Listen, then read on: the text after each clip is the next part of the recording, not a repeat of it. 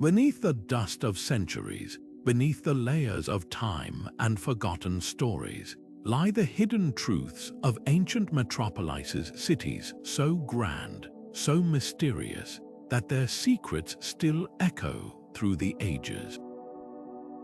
Picture yourself standing in the heart of one of these lost worlds, where every crumbling wall holds a coded message, every shadowy corridor leads to a riddle waiting to be solved. These weren't just cities, they were living, breathing enigmas, built by hands we'll never know, governed by minds whose wisdom might have been lost forever, if not for the clues they left behind. What if I told you that some of the greatest achievements of antiquity weren't just the work of kings and emperors, but of secret societies, underground networks, and hidden alliances? These groups operated in the shadows, shaping the destiny of entire civilizations without ever stepping into the light of history. From the labyrinthine tunnels beneath ancient Rome to the cryptic symbols etched into the stones of forgotten temples, the evidence is everywhere if you know where to look.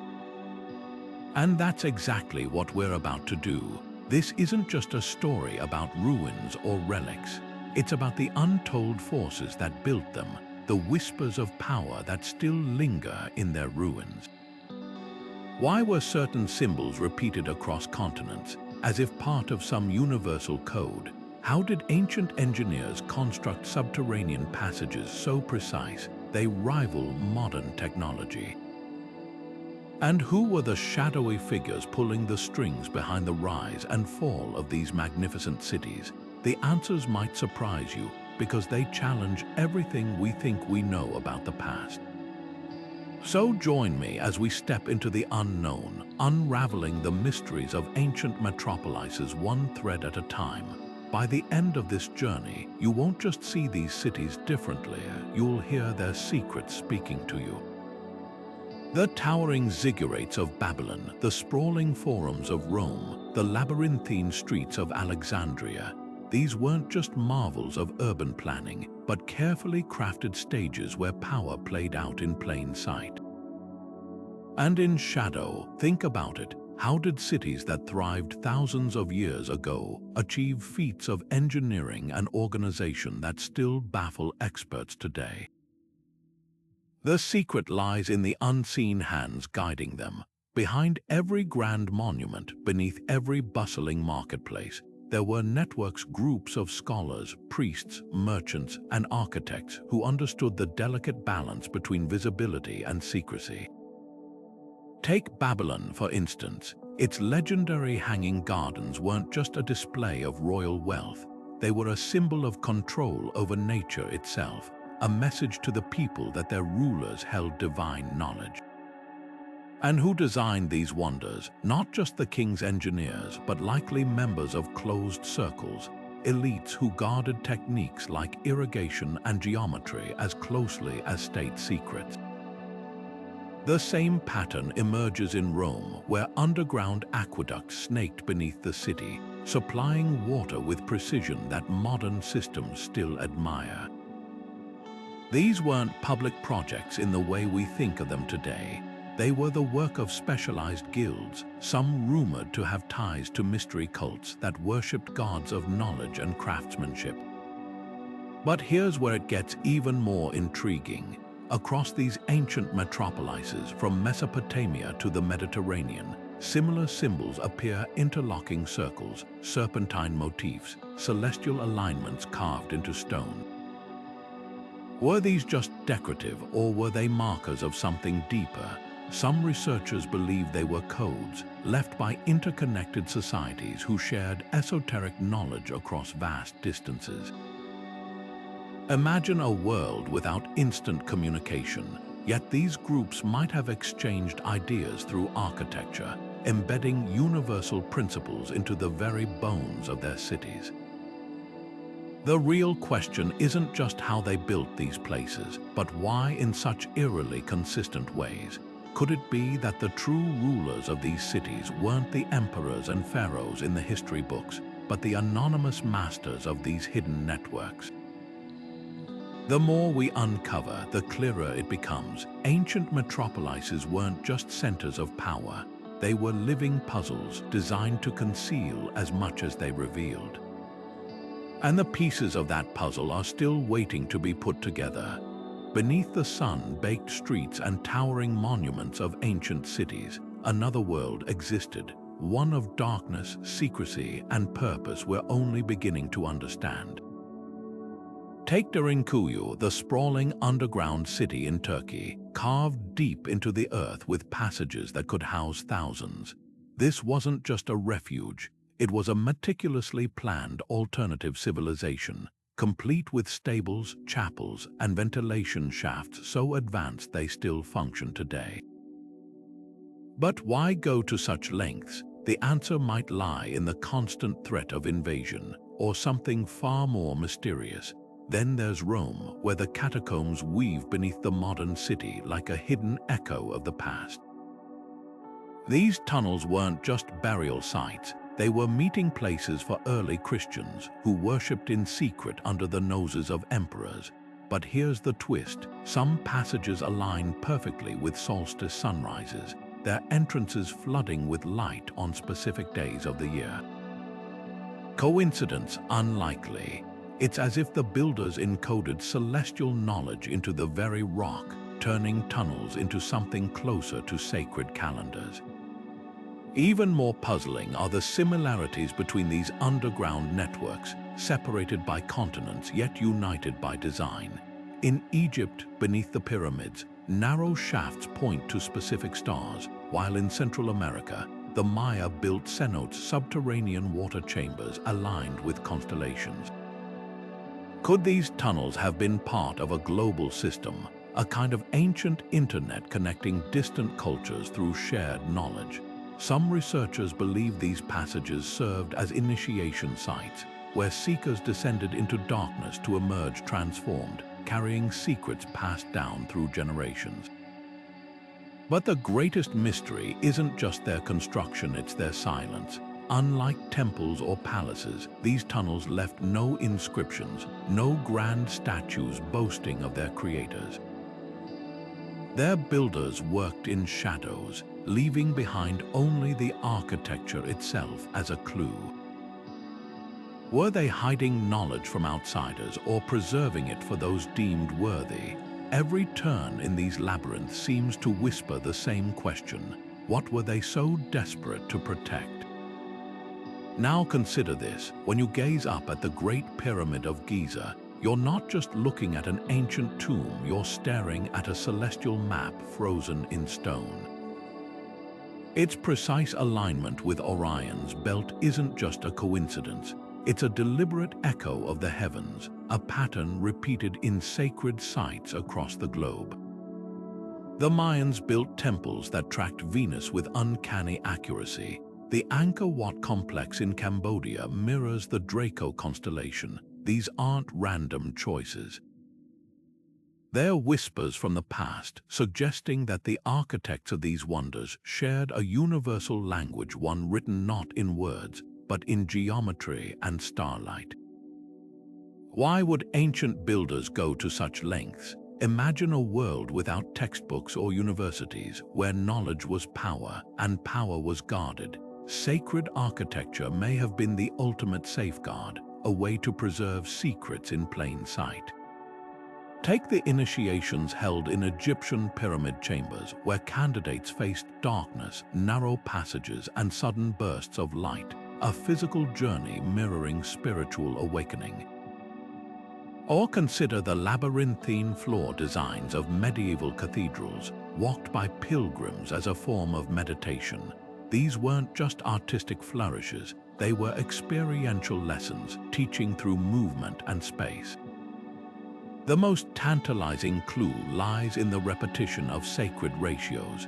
The golden ratio appears in the Parthenon's columns, the Great Pyramid's dimensions, even the spiral of a nautilus shell.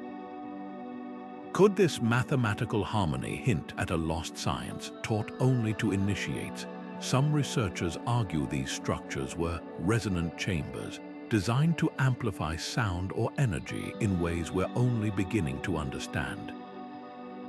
When you stand in the heart of a stone circle or beneath a vaulted temple dome, the acoustics often defy explanation. Voices carry, whispers echo, as if the very walls were meant to conduct more than prayers. Perhaps the greatest secret isn't in any single symbol or alignment, but in the pattern that connects them. From the pyramids of Egypt to the ziggurats of Mesopotamia, a thread emerges: architecture as a bridge between earth and sky, humanity and divinity. The stones themselves seem to ask, were these monuments built to honor the gods or to become them? Behind the grand theaters and marble temples of ancient Greece, in the quiet groves of Eleusis, an initiation ceremony unfolded that would shape minds for centuries: the Eleusinian mysteries. For over 1,000 years, from the powerful to the ordinary, people flocked to this sacred rite, sworn to secrecy under penalty of death. What transpired in those torch-lit halls? We may never know the full details, but the echoes of their influence are undeniable. These weren't just rituals, they were transformative experiences designed to reveal truths about life, death, and the divine truth so potent they were deemed too dangerous for the uninitiated. Now, fast forward to medieval Europe, where another shadowy group emerges: the Knights Templar. Warrior monks who amassed unimaginable wealth and influence, only to be crushed by a king's jealousy. But here's the twist: long after their official dissolution, their symbols resurfaced in architecture, art, and even modern fraternal orders. Were they simply victims of politics, or were they guardians of something far older, perhaps a lineage, a relic, or a philosophy too explosive for their era? The fact that their legacy persists, whispered in conspiracy and coded in cathedrals, suggests their purpose didn't die with them. Then there's the Priory of Sion, a name that sparks debate even among historians. Purported to protect the bloodline of Christ, dismissed by some as an elaborate hoax, yet its symbolism, intertwined with art, literature, and even modern pop culture, hints at a deeper game. Whether real or myth, the idea of the Priory has shaped narratives of hidden knowledge, proving that sometimes the belief in a secret society can be as powerful as the society itself. But here's what ties these groups together: their rituals weren't just theater. The Masonic compass and square, the Rosicrucian allegories, the alchemical quest for transformation, they all point to a shared understanding. These weren't just clubs for the elite. They were living libraries, preserving wisdom through symbols, allegories, and staged experiences. Imagine a world where knowledge wasn't written in books, but encoded in gestures, architecture, and staged dramas. To learn, you didn't just read, you participated, undergoing trials that reshaped your very perception of reality. So were they keepers of ancient truths, or merely clever manipulators of power? The answer might lie in between. Their greatest secret wasn't necessarily what they knew, but how they transmitted it through stories that outlived empires, symbols that crossed oceans, and rituals that still resonate in plain sight. The next time you pass a grand building with a cryptic emblem or hear of a modern group citing ancient traditions, ask yourself, is this just tradition or a thread leading back to the shadows of history? Buried in the silt of the Mediterranean for 2,000 years, the Antikythera Mechanism emerged as a rusted puzzle, a device of interlocking bronze gears so precise it could predict celestial events centuries ahead of its time. This wasn't just an ancient clock, it was a miniature cosmos in metal, a level of engineering that shouldn't have existed in the 1st century BCE. And yet, there's no record of who built it, no mention in historical texts, no trace of the knowledge that created it. It simply appears and then vanishes from history as if plucked from the timeline. The same mystery surrounds the Baghdad Battery, a clay jar filled with vinegar and an iron rod, capable of generating a faint electric charge. Found in the ruins of Mesopotamia, it predates modern batteries by nearly 2 millennia. Was it used for electroplating jewelry, a temple curiosity, or something more? Like the Antikythera Mechanism, it stands alone, an artifact without a lineage, a spark of genius with no visible fuel. Here's what's truly unsettling: these weren't isolated accidents. Across the ancient world, echoes of lost technologies surface in unexpected places. The precision-cut granite boxes in the Serapeum of Saqqara, fitted so tightly that not a hair can slip between them. The vitrified stone walls of Scottish forts, fused by heat so intense it mimics modern laser cutting. Even the legendary Greek fire, a weapon that burned on water, its formula so closely guarded that it disappeared with the fall of Constantinople. So where did this knowledge go? One theory suggests these weren't the work of lone inventors, but fragments of a broader scientific tradition protected by closed circles of scholars, then lost to war, persecution, or time. Think of the Library of Alexandria, a vault of ancient wisdom reduced to ashes, or the alchemists of medieval Europe who encoded their discoveries in symbols to avoid charges of heresy. But there's another, more tantalizing possibility, that these technologies weren't lost but hidden. The Vatican's secret archives, the sealed vaults beneath Tibetan monasteries, the rumored chambers beneath the Sphinx, all whisper of knowledge kept from public view. Whether to protect power or preserve dangerous truths, the pattern is clear. Some innovations weren't forgotten. They were removed. The real question isn't just how these technologies vanished, but why their creators left no trail. Unless, of course, they did, and we're still learning how to read the signs. History loves to whisper about kings and conquerors, but beneath their grand narratives, another truth hums in the shadows. Women weren't just bystanders in these ancient secret networks. They were architects, keepers, and sometimes the most formidable players in the game. Take the Vestal Virgins of Rome, sworn to 30 years of celibacy in service to the sacred flame. This wasn't just a religious duty, it was a position of staggering political power. They guarded wills of emperors, brokered treaties, and could pardon condemned criminals with a single word. Lose their favor, and even a Caesar might find his ambitions crumbling. Yet their influence was wrapped in ritual, their authority masked by the very secrecy that defined their role. Then there's the case of the Sibyls, the oracle women of Greece and Rome, whose prophecies shaped empires. The Sibylline books, consulted in times of crisis, were so revered that Rome built a temple just to house them.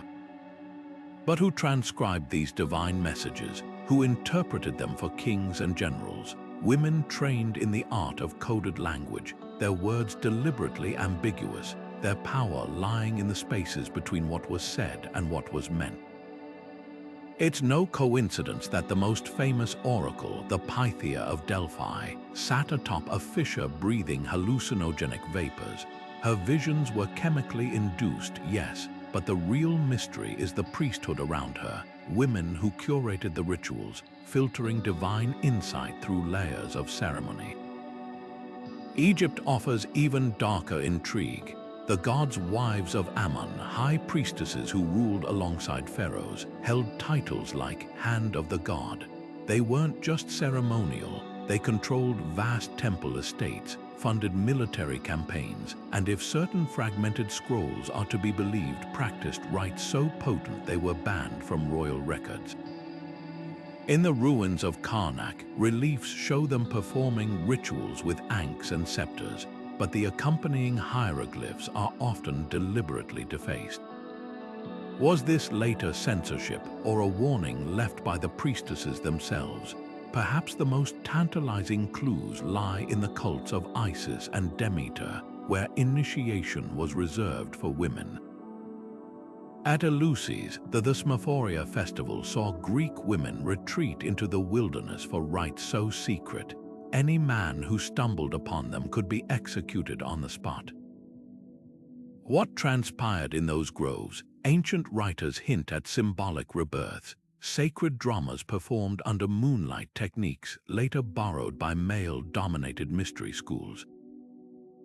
The irony is thick. The very rituals that shaped Western esoteric traditions may have sprung from circles where men weren't just excluded, they were forbidden.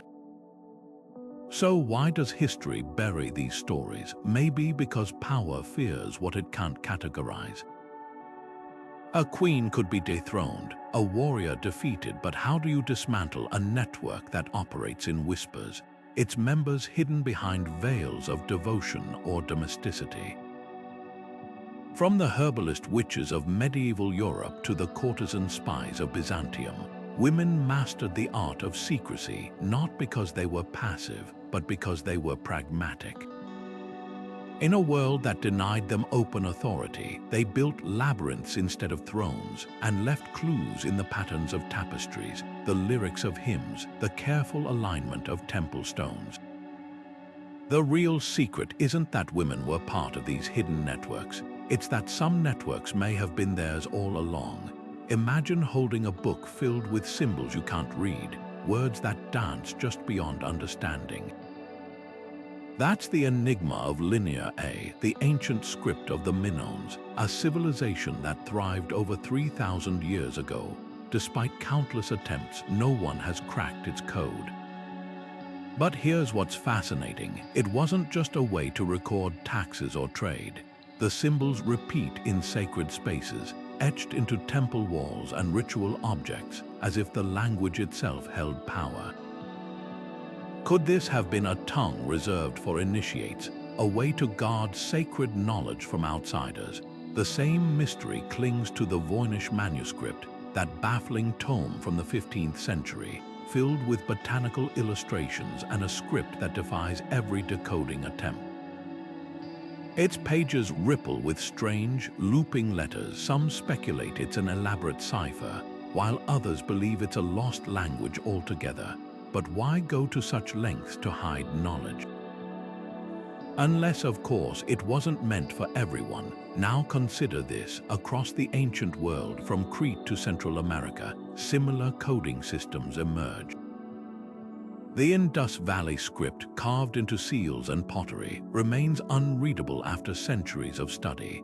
The Rongorongo glyphs of Easter Island, etched into wooden tablets, tell stories we can't decipher. Even more intriguing are the symbols that reappear across cultures: spirals, concentric circles, branching patterns carved into megaliths in Ireland, painted on caves in Algeria, woven into textiles in Peru. Were these just decorative or part of a universal visual language? Some researchers argue these weren't mere art, but a kind of proto-writing, a way to convey complex ideas without words. Think of it as an ancient emoji system where a single symbol could represent an entire philosophy. But the real puzzle isn't just the codes themselves, it's who used them. Take the Freemasons, who embedded geometric symbols into cathedral architecture, or the alchemists, who hid chemical formulas in elaborate illustrations. These groups treated knowledge like a precious metal, refining it through layers of secrecy. Even today, modern cryptographers struggle to break their ciphers. The Dorabella cipher, a cryptic message penned by composer Edward Elgar in the late 19th century, still taunts codebreakers with its twisting loops.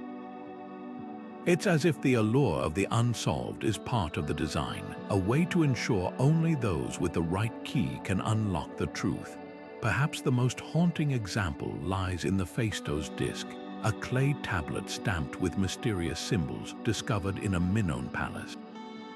Unlike Linear A, which at least follows a linear pattern, the disc's characters spiral inward, a linguistic labyrinth with no exit. Some theorize it's a hymn, others a legal document, or even an ancient board game. But what if it's none of those? What if it's a test, a riddle meant to separate the curious from the worthy? After all, the greatest secrets aren't just hidden, they're protected by layers of misdirection. designed to reveal themselves only to those who know how to ask the right questions. So why does this matter today? Because every undeciphered script is a locked door to the past, and behind each one could lie answers, or even more mysteries. The irony is delicious. In an age where information floods our screens, these ancient codes remain stubbornly silent. They remind us that some truths aren't meant to be easily uncovered, that wisdom sometimes wears the mask of riddles. And maybe that's the point. The real message of these lost languages isn't in the words we can't read. It's in the simple fact that they endure, whispering across millennia that some knowledge refuses to be owned. It can only be earned. Across the vast deserts of the Middle East, through the dense jungles of Mesoamerica, and over the stormy seas of the Mediterranean, ancient metropolises shared something far more profound than geography, a hidden conversation. Take the lotus motif, for example. In Egypt, it symbolized rebirth, rising pristine from murky waters each dawn. 1,000 miles east, the same flower appears in Hindu temples, representing spiritual awakening. Coincidence unlikely. Now consider the serpent worshipped as a healer in Greek Asclepian temples, feared as a trickster in Norse myths, yet revered as a wisdom bringer in Mayan cosmology. These weren't isolated cultural quirks. They were threads in a tapestry woven by something or someone operating behind the scenes. The Silk Road often gets credit for connecting civilizations, but what about the routes less traveled? The Phoenicians, master navigators of the ancient world, didn't just trade purple dye and glass. They transported ideas, embedding symbols like the caduceus, two serpents entwined around a staff, from Mesopotamia to Greece, where it became the emblem of Hermes. Even more intriguing are the megalithic yards, a unit of measurement found in Stonehenge, Egyptian pyramids, and Mayan temples, accurate to within fractions of an inch. How did builders separated by oceans and millennia arrive at the same standard? One theory points to the mysterious sea peoples, mariners who vanished from records as suddenly as they appeared, leaving behind ruined cities and unanswered questions. Then there's the mystery of underground tunnels. From the Qanats of Persia to the tunnels of Peru, these subterranean channels weren't just for water. Some aligned with sacred sites, creating hidden pathways between temples. The Chavin culture in the Andes built elaborate galleries beneath their complexes, where acoustics distorted sound, creating eerie echoes that mimicked the roar of jaguars, an effect eerily similar to the resonance chambers beneath Maltese temples, thousands of miles away. Were these shared engineering secrets or something deeper, a universal language of sacred spaces? The most compelling evidence lies in initiation rituals. In Egypt's pyramid texts, candidates underwent symbolic death and rebirth. In Mexico's Teotihuacan, priests reenacted the descent into the underworld. Even the Celtic Druids staged trials in pitch-black caves. These parallels suggest more than cultural diffusion. They hint at a coordinated system, perhaps maintained by traveling initiates who carried fragments of a greater whole. Like pieces of a scattered manuscript, each civilization preserved what they could, unaware of the complete text. So who orchestrated this silent exchange? Merchant guilds with coded handshakes, priesthoods guarding forbidden knowledge, or perhaps something more elusive, a network that left no records by design, communicating through architecture and ritual instead of scrolls. The truth might lie not in any single site, but in the spaces between them. The whispers carried on trade winds, the symbols etched into temple stones by hands we'll never name. One thing is certain, the ancient world was far more connected than our history books dare to admit. Deep beneath our feet, where the Earth's crust gives way to darkness, legends whisper of entire civilizations thriving in the unseen kingdoms of light and wisdom hidden from the surface world. The concept isn't just the stuff of fantasy, It's woven into the myths of cultures spanning the globe. In Tibetan Buddhism, Shambhala is a sanctuary of enlightened beings, accessible only to the pure of heart. Hindu texts describe Agartha, a subterranean realm ruled by advanced beings who guard ancient knowledge. Even Plato hinted at vast hollows within the earth where tunnels connected distant lands. But here's what's fascinating: these aren't just isolated tales. They're echoes of a belief so persistent it begs the question, was there a kernel of truth buried in the metaphor? Consider the accounts of Admiral Richard Byard, the early 20th century explorer who claimed to have flown over an entrance to this inner world during his Arctic expeditions. His diary describes lush landscapes bathed in a strange light, inhabited by beings who warned of surface civilization's destructive path. Skeptics dismiss it as a hoax or hallucination, but Byard wasn't the only one to chase the legend. Nazi Germany funded expeditions to Tibet, searching for entrances to Agartha, convinced the underground realm held superior technology. And in the 1960s, a Chilean diplomat named Miguel Serrano wrote of a hidden network of tunnels beneath South America, linking ancient Inca sites to a subterranean empire. What's striking is how often these myths intersect with the physical world. In Cappadocia, Turkey, the same underground cities that once sheltered thousands from invaders feature ventilation shafts so precise, they suggest engineering beyond mere survival. Local lore claims some tunnels stretch far deeper, leading to chambers untouched for millennia. Then there's Mount Shasta in California, where modern-day seekers report encounters with robed figures emerging from the mountain, only to vanish without trace. The mountain's volcanic caves, much like the rumored tunnels beneath the Giza Plateau, fuel speculation. Were these natural formations or deliberate pathways? The most compelling evidence might lie in the architecture of ancient metropolises themselves. The Great Pyramid subterranean chambers, the labyrinth beneath Hawara in Egypt, even the catacombs of Paris all seem to point downward, as if the builders knew something we've forgotten. Could these structures have been designed not just for the living or the dead, but as waypoints to something deeper? The Dogon people of Mali speak of the Namo, amphibious beings who emerged from underground to teach humanity. The Hopi described their ancestors ascending from a prior world through a hollow reed. These stories share a common thread. The Earth isn't just a stage for history, it's a vault, holding secrets we've only begun to glimpse. So were these subterranean realms literal or symbolic, perhaps both? The idea of a hidden world mirrors the human psyche, our longing for lost wisdom, for places untouched by time's erosion. But it also mirrors history's pattern. Knowledge has often been buried, whether in sealed libraries or encrypted texts. Maybe the Hollow Earth legends aren't about geography at all, but about the layers of truth that lie just beneath the surface, waiting for those willing to dig deeper. After all, the greatest mysteries aren't always hidden in plain sight sometimes. They're right under our feet. Imagine standing beneath the towering stones of Baalbek in Lebanon, where blocks weighing over 1,000 tons sit perfectly fitted, no mortar, no visible means of lifting them. Or gazing at the Nazca lines in Peru, massive geoglyphs so precise they can only be fully appreciated from the sky.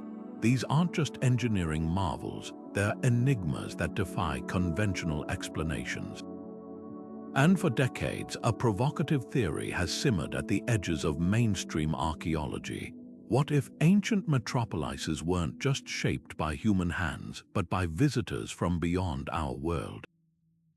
The ancient astronaut hypothesis, popularized in the 20th century, suggests that extraterrestrial beings may have interacted with early civilizations, gifting them advanced knowledge, mathematics, astronomy, even the secrets of megalithic construction. Proponents point to artifacts like the Saqqara bird, a wooden model from ancient Egypt resembling a modern glider, or the intricate gold figurines of Columbia, which some argue depict astronauts in flight suits. Then there's the sudden leap in technological prowess among cultures like the Sumerians, whose cuneiform tablets describe gods descending from the sky in fiery vessels. Were these metaphors, myths, or eyewitness accounts? But here's where the theory takes a darker turn. If such knowledge was given, who decided to guard it? Secret societies, from the Egyptian priesthood to the Knights Templar, have long been accused of hoarding esoteric wisdom, perhaps not just earthly secrets, but celestial ones. The Dogon people of Mali, for instance, possessed detailed knowledge of Sirius B, a star invisible to the naked eye, centuries before telescopes confirmed its existence. Their oral traditions speak of amphibious beings called the Namo, who brought this wisdom from the heavens, coincidence or evidence of a carefully preserved legacy. Critics dismiss these claims as pseudoscience, arguing that ancient cultures were far more capable than we credit. The precision of Machu Picchu's stonework, a testament to Inca ingenuity, the astronomical alignments of Stonehenge, patient observation over generations.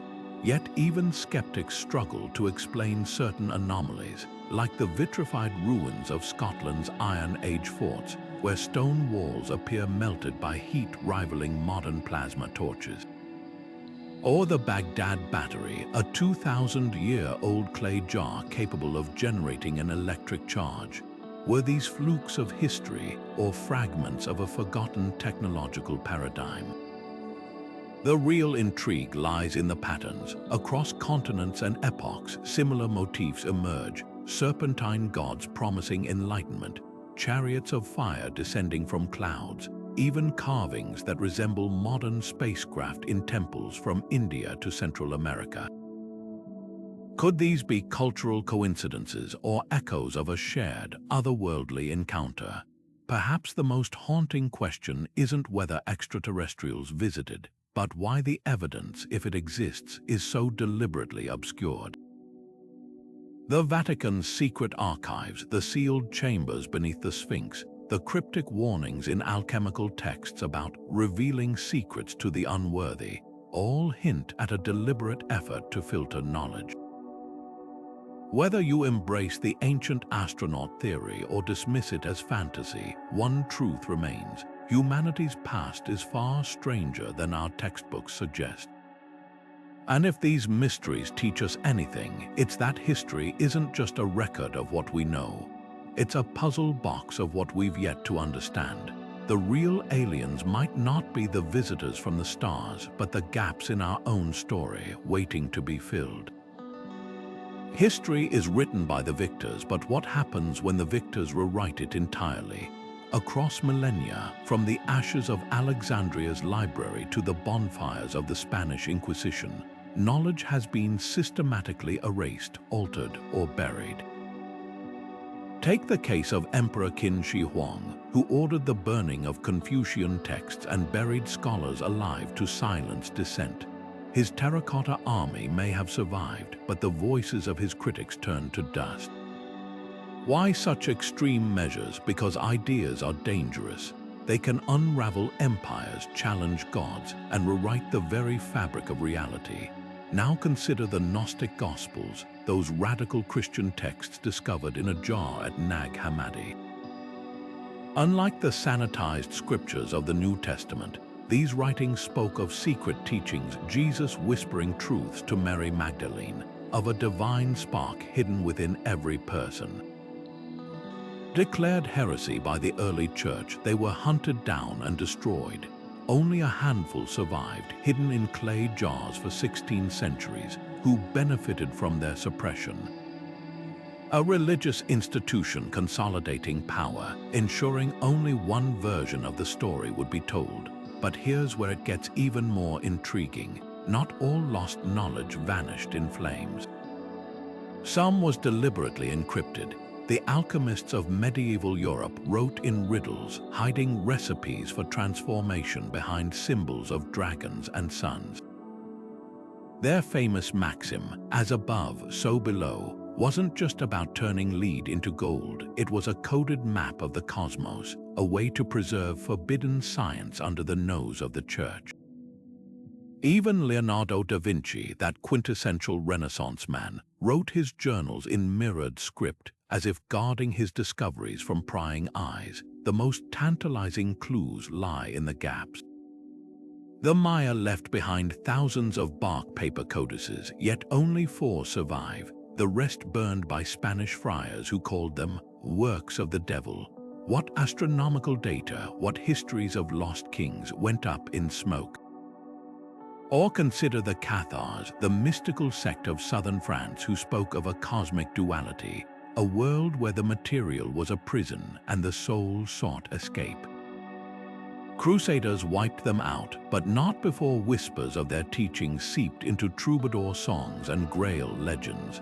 Perhaps the greatest irony is this: the very act of suppression often preserves what it seeks to destroy.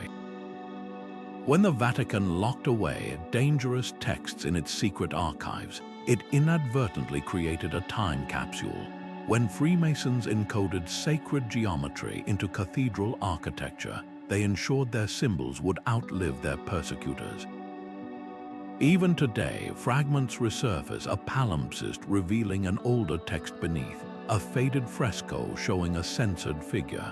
These aren't just historical accidents. They're breadcrumbs left by those who refused to let the truth die. So who were these shadowy custodians, sometimes monks in hidden monasteries, copying forbidden manuscripts by candlelight? Sometimes courtesans and poets smuggling ideas in love songs, and sometimes entire societies like the Druze of the Middle East, who for centuries passed down esoteric knowledge solely through oral tradition, trusting nothing to paper. Their survival tactic was simple: if the knowledge isn't written, it can't be burned. The real mystery isn't just what was lost, but why certain truths were deemed too dangerous to exist. Was it because they threatened power structures, or because they revealed a past far stranger than we've been led to believe? Every scorched page, every defaced inscription, whispers the same unsettling possibility. History as we know it is an edited version, and the missing chapters might change everything. Beneath the flickering candlelight of medieval workshops, hunched over crucibles and cryptic manuscripts, alchemists pursued something far greater than material wealth. Their quest wasn't merely to transmute base metals into gold. It was a daring attempt to unravel the very fabric of existence. To the untrained eye, their laboratories might have looked like chaotic collections of vials and strange instruments, but every element had purpose. The alembic, the athana, the Ouroboros serpent devouring its own tail, these weren't just tools or decorations. They were fragments of a hidden language, a code designed to protect sacred knowledge from the uninitiated. Take the legendary Emerald Tablet, attributed to the mythical Hermes Trismegistus. Its cryptic maxim, "as above, so below," wasn't just poetic philosophy. It hinted at a radical idea that the microcosm of human experience mirrored the macrocosm of the universe. For alchemists, this wasn't metaphor, it was a roadmap. When they spoke of purifying metals, they were also speaking of purifying the soul. The famed philosopher's stone, sought after for centuries, wasn't just a magical reagent. It symbolized the ultimate transformation, the moment when the dross of human limitation gave way to enlightenment. But why the secrecy? Why encode their work in symbols like the green lion devouring the sun or the rubis, the androgynous figure representing unity? Because history has never been kind to those who challenge the boundaries of knowledge. The Church condemned alchemy as heresy. Kings imprisoned alchemists for failing to produce gold, and yet the tradition endured. In the shadows, practitioners like Paracelsus and Nicholas Flamel blurred the lines between medicine, chemistry, and mysticism. Paracelsus didn't just pioneer the use of minerals in medicine. He spoke of an inner alchemy, where healing the body required awakening the spirit.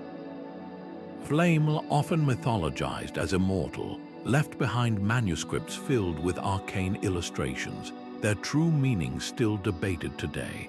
The most tantalizing question isn't whether alchemists succeeded in their literal experiments, it's whether their true discoveries were too dangerous to share openly. Some researchers point to the striking parallels between alchemical texts and modern quantum physics, where particles transform and energy defies classical laws. The alchemist's obsession with prima materia, the primal substance underlying all matter, eerily resembles today's search for the unified field theory. Were these ancient seekers onto something science is only now rediscovering? Perhaps the greatest legacy of alchemy lies not in its failures, but in its persistence. Even as the Age of Reason dismissed it as superstition, its symbols seeped into art, literature, and secret societies. Carl Jung saw alchemy as a metaphor for psychological transformation, the journey toward self-realization. Modern laboratories, with their precise instruments, owe a debt to those early experimenters who recorded every reaction, every anomaly in painstaking detail. The line between science and mysticism was never as clear as we'd like to believe, because both, at their core, are about uncovering the hidden patterns of reality. So were the alchemists fools, visionaries, or something in between? Their manuscripts, stained with time and riddled with ciphers, refused to give easy answers. Maybe that was the point all along. True wisdom, they seem to say, isn't found in gold or glory, it's in the pursuit itself, the slow, sacred unraveling of the mysteries that bind the cosmos. And in that sense, their work isn't finished. It's simply waiting for the next generation of seekers to pick up the thread. A single symbol can carry more weight than an entire library of words. Take the all-seeing eye, gazing down from the Great Seal of the United States, etched into Egyptian pyramids and woven into the rituals of secret societies for centuries. This isn't just artistic coincidence, it's a thread connecting civilizations separated by millennia. The Ouroboros, that serpent devouring its own tail, appears in Norse mythology, Gnostic texts, and alchemical manuscripts, always whispering the same truth: cycles of destruction and rebirth. But here's what's startling: these symbols didn't just survive by accident. They were carefully preserved, passed hand to hand like sacred torches through the darkest corridors of history. Look closer and patterns emerge. The labyrinth motif, carved into Cretan coins and Gothic cathedral floors, isn't merely decorative. It's a map of initiation, a physical and spiritual journey where the seeker enters in ignorance and emerges transformed. The same design appears in Hopi sand paintings and Tibetan mandalas, despite oceans and cultures dividing them.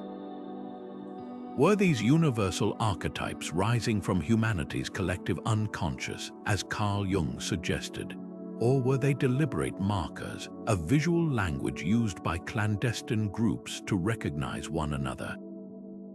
The Freemasons' compass and square, the Rosicrucians' rose cross, even the triple goddess symbol of modern pagan movements, all seem to echo older, deeper traditions. Modern corporations and governments have adopted these symbols too, though their meanings have blurred with time. The pyramid on the U.S.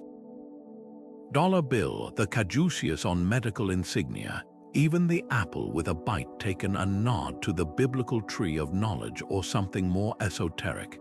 Some researchers argue these aren't just nods to history, but subtle assertions of continuity, a way for ancient wisdom to persist in plain sight. The irony is rich. Symbols once guarded by oath-bound initiates now flash across screens and currency, their origins forgotten by most who encounter them. Yet the most compelling evidence lies in their resilience. When Rome Christianized Europe, pagan symbols didn't vanish, they merged. The Celtic cross absorbed the sun wheel, Isis nursing Horus became the Virgin Mary with baby Jesus. Even the devil's horns trace back to Pan, the misunderstood god of wild nature. This wasn't erasure, it was adaptation, a testament to symbols' power to outlive the cultures that birthed them. The real question isn't just what these signs meant then, but why they still resonate now. Perhaps they tap into something primal, a shared human grammar of meaning that transcends language and time. Decoding them isn't just an academic exercise. It's a way to trace the shadow lines of history, to follow the breadcrumbs left by those who knew secrets could be etched in stone as clearly as in scrolls. Every symbol is a doorway, and some doors were meant to stay locked until the right hands turned the key. The flames that consumed the Library of Alexandria didn't just erase books, they devoured entire worlds of thought. Yet this legendary repository was far from alone in its tragic fate. Across continents and centuries, the same pattern repeats: scrolls reduced to ashes, codices torn apart, tablets shattered by conquerors who understood the true power of knowledge. The Imperial Library of Constantinople, home to over 100,000 volumes, went up in flames during the Fourth Crusade. The House of Wisdom in Baghdad, where scholars once translated Greek and Persian texts into Arabic, was ravaged by Mongol invaders who threw so many books into the Tigris River that the waters ran black with ink. Even the Maya, whose bark paper codices held astronomical data spanning generations, saw nearly all their records burned by Spanish friars determined to erase pagan beliefs. But here's what's rarely discussed: these weren't random acts of violence, they were deliberate campaigns to rewrite history. When Qin Shi Huang ordered the burning of Confucian texts in ancient China, he wasn't just suppressing dissent, he was crafting a new narrative where only his version of truth survived. The same motive drove the destruction of the Aztec libraries under Cortés, where priests recorded celestial cycles and medicinal herbs in intricate glyphs. What terrified conquerors wasn't the content of these texts, but the alternative visions of reality they contained. A single surviving Maya codex, the Dresden Codex, later revealed advanced eclipse predictions that rival modern calculations. Imagine what was lost in the thousands of others, yet whispers persist that not all wisdom perished. Some believe shadow networks, monastic orders, merchant guilds, even underground scribes smuggled fragments to safety. The Vatican's secret archives, rumored to hold everything from Gnostic Gospels to Templar scrolls, remain largely inaccessible. In Ethiopia, the Church of Our Lady Mary of Zion allegedly guards the Kebra Nagast, a text detailing the Ark of the Covenant's journey to Africa. Even oral traditions, like those of the Druze or Kabbalistic mystics, may preserve encoded fragments of banned knowledge passed down through generations. The real mystery isn't just what these texts contained, but why their absence still haunts us. When archaeologists uncover a single palimpsest, a parchment scraped clean and reused, modern imaging can sometimes reveal the erased text beneath. It's a metaphor for history itself, layers of truth waiting to be peeled back. The Voynich manuscript, with its undeciphered script and bizarre botanical illustrations, taunts us with the possibility of an entire intellectual tradition we no longer understand. Meanwhile, digital projects like the Archimedes palimpsest use X-rays to recover ancient mathematics from prayer books, proving that even the most thorough censorship can't erase knowledge forever. Perhaps the most poignant loss isn't the grand theories or royal chronicles, but the mundane record shopping lists, court disputes, love poems that humanized the past. A charred fragment from Oxyrhynchus in Egypt preserves a complaint about a hangover remedy that failed. A Babylonian tablet laments a customer's unpaid beer debt. These voices, ordinary and irreplaceable, remind us that history isn't just about kings and battles. It's about the lived experience of people whose stories were nearly silenced. Today, the quest continues. In Timbuktu, librarians risked their lives during civil war to smuggle medieval manuscripts to safety in donkey carts. In Afghanistan, the bibliophiles of Kabul secretly preserved illuminated texts under Taliban rule. Their defiance proves a timeless truth. Ideas are harder to kill than people imagine. The real Library of Alexandria wasn't a building. It was the collective memory of humanity, scattered but indestructible.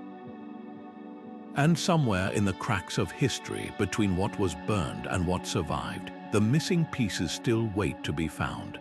Imagine walking into a room where every object, every corner, every flicker of light holds a hidden meaning. A vast library where knowledge isn't stored on shelves, but etched into the mind itself.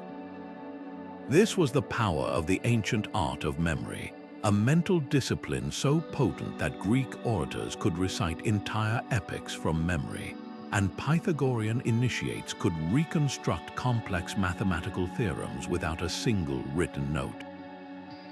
These weren't just party tricks, they were the carefully guarded tools of secret societies, the invisible scaffolding that held entire systems of wisdom together long before the printing press. At the heart of this practice lay the memory palace, a mental construct where information was tied to vivid, often surreal imagery placed in specific locations within an imagined space. The Roman rhetorician Cicero described how Simonides of Chios, after a banquet hall collapsed, identified the crushed victims by recalling where each guest had been seated, proving that spatial memory could preserve even the most chaotic details. But the Pythagoreans took this further. Their initiates didn't just memorize facts, they encoded sacred geometry, musical harmonics, and celestial patterns into layered mental landscapes. A single image, a dancing nymph holding a lyre, might represent the mathematical ratios of musical intervals, the orbits of planets, and a philosophical axiom all at once. Why go to such lengths? In an era when writing materials were scarce and dangerous, think of the fate of Hypatia, the mathematician torn apart by a mob for her heretical scrolls. The mind was the safest vault. But there's a darker dimension. These techniques weren't just about preservation, they were about control. By mastering the art of memory, elites could hoard knowledge behind a veil of symbolism, ensuring only those trained in the system could access its depths. The Eleusinian mysteries, for instance, required initiates to mentally reconstruct intricate rituals years after participation, a test that weeded out the unworthy. The most tantalizing clue lies in the overlap between memory systems and sacred architecture. Gothic cathedrals, with their stained glass narratives and labyrinthine floor designs, functioned as physical memory palaces, guiding worshippers through biblical stories encoded in stone. The same principle appears in Aboriginal songlines, where landscapes become mnemonic maps for ancestral lore. Was this convergence accidental, or evidence of a universal cognitive technology, a way to hardwire wisdom into the human brain? Modern neuroscience offers startling validation. Studies show that spatial memory techniques activate the hippocampus, the brain's navigation center, more powerfully than rote learning. Yet today, we've outsourced memory to devices, losing what ancients knew. That true mastery lies not in accessing information, but in weaving it into the fabric of consciousness. The Pythagorean who could mentally walk through geometric proofs wasn't just recalling data. They were living the structure of reality itself. Perhaps the ultimate secret wasn't the techniques, but what they revealed about the mind's untapped potential. In a world drowning in information but starved for wisdom, these ancient methods whisper a provocative question. What if forgetting is the real heresy, and remembrance, the kind that shapes thought itself, is the last true initiation? Dreams have always been the mind's secret doorway, a realm where the ordinary rules of reality dissolve, and something far stranger takes their place. For ancient initiates, dreams weren't just fleeting nighttime stories. They were sacred texts written in the language of symbols and waiting to be deciphered. In the hushed chambers of Egyptian temples, priests trained for years to interpret the visions of pharaohs, believing dreams carried messages from the gods themselves. The famous dream stele of Thutmose Roman IV tells how the young prince, dozing in the shadow of the Sphinx, dreamed the stone god promised him kingship if he cleared the sand burying it. A divine revelation or a clever political play staged by the priesthood, the line between prophecy and manipulation blurs in the half-light of these ancient rituals. Across the ocean, the Ojibwe people of North America sent young seekers into the wilderness for vision quest, days of fasting and solitude until a guiding spirit appeared in a dream. The Apache spoke of dream shamans who could walk between worlds, bringing back healing knowledge from their nocturnal journeys. These weren't isolated traditions. From the oracle caves of Greece to the dream temples of Asclepius, where the sick slept hoping for a curative vision, cultures worldwide treated dreams as a bridge to hidden realms. But here's the twist: many of these experiences weren't left to chance. Ritual leaders knew how to shape them. The Eleusinian mysteries, those legendary Greek initiations, involved a sacred drink called kykeon, a brew scholars now suspect contained ergot, a fungus with LSD-like properties. Participants spoke of dying and being reborn, of seeing the cosmos unfold before them. Was this divine ecstasy or chemistry? The secret may lie in the careful choreography of these rites. Darkness, rhythmic chanting, the smell of burning herbs, all designed to guide the mind toward specific visions. Even the Bible's Jacob, dreaming of a ladder to heaven, did so with his head resting on a stone pillow, a detail that hints at ritual preparation. The real question isn't whether these visions were real, but what they reveal about ancient understandings of consciousness. The Tibetan Buddhist practice of dream yoga teaches practitioners to recognize their dreaming, then alter the dream itself, a skill mirroring modern lucid dreaming techniques. The Senoi people of Malaysia took it further, cultivating a tradition where dreamers would confront threats in their dreams, then bring solutions back to waking life. These weren't passive experiences. They were technologies of the mind honed over generations. Perhaps the most intriguing evidence comes from the archaeological record. In the ruins of Pompeii, a fresco shows a woman asleep beside a serpent, the ancient symbol of healing and hidden knowledge. In Mesopotamia, dream interpreters were among the most respected advisors to kings, their clay tablets recording omens like, "If a man dreams of a flying lion, the reign will prosper." The consistency is striking. Dreams as coded messages demanding the right key to unlock. So were initiates truly accessing divine wisdom, or were they being guided toward predetermined revelations? The answer might be both. These rituals functioned like psychological mirrors, reflecting back the deepest fears and desires of the participants. A shaman leading a vision quest didn't just wait for random visions. They used symbols, songs, and sacred plants to steer the journey. The power wasn't in the vision alone, but in the shared belief that it mattered.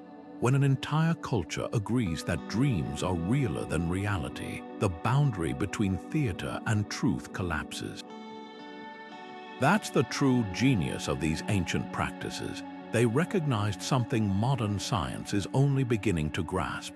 The mind is the ultimate mystery temple, and its visions, whether divinely sent or carefully induced, can reshape worlds. The next time you wake with the fragments of a dream slipping through your fingers, remember, you're holding a thread that once connected kings, priests, and seekers across millennia. The real secret isn't what they saw in their dreams, but what those dreams allowed them to become. The shadowy figures of the Illuminati, the whispered influence of the Freemasons, these modern conspiracy theories didn't appear out of thin air.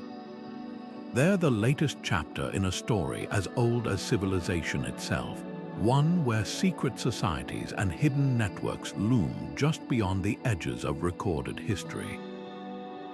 But here's the twist. While some connections are pure fantasy, others are rooted in startling realities. Take the Bavarian Illuminati, founded in the late 18th century.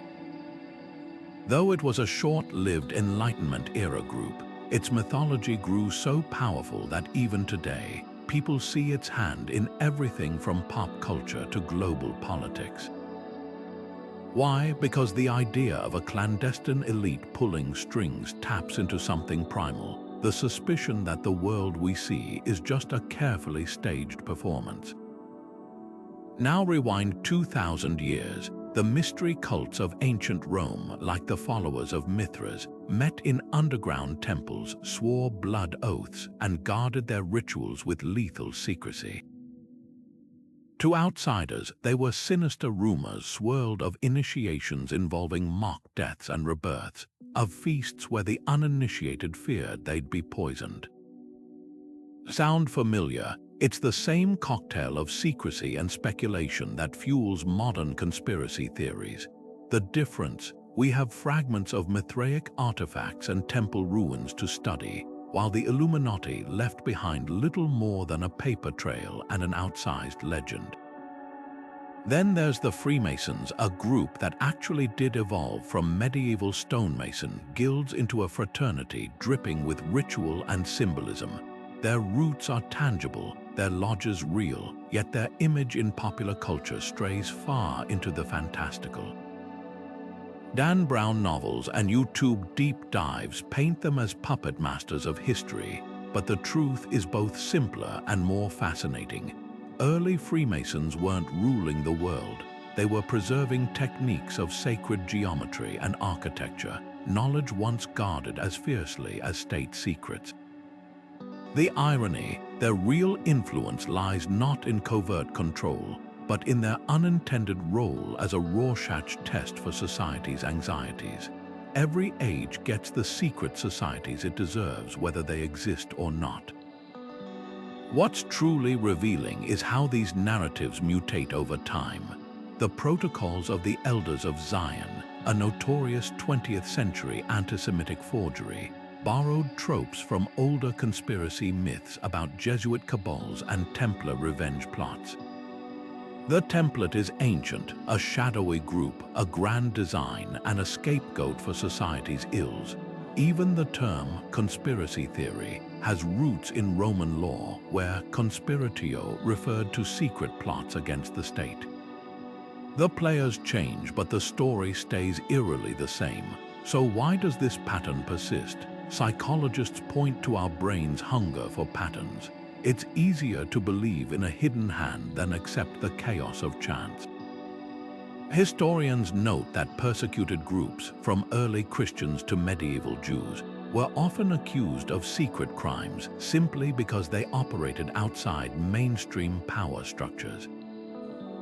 And philosophers argue that conspiracy theories flourish where trust in institutions erodes. When the official story feels hollow, the unofficial one rushes in to fill the void.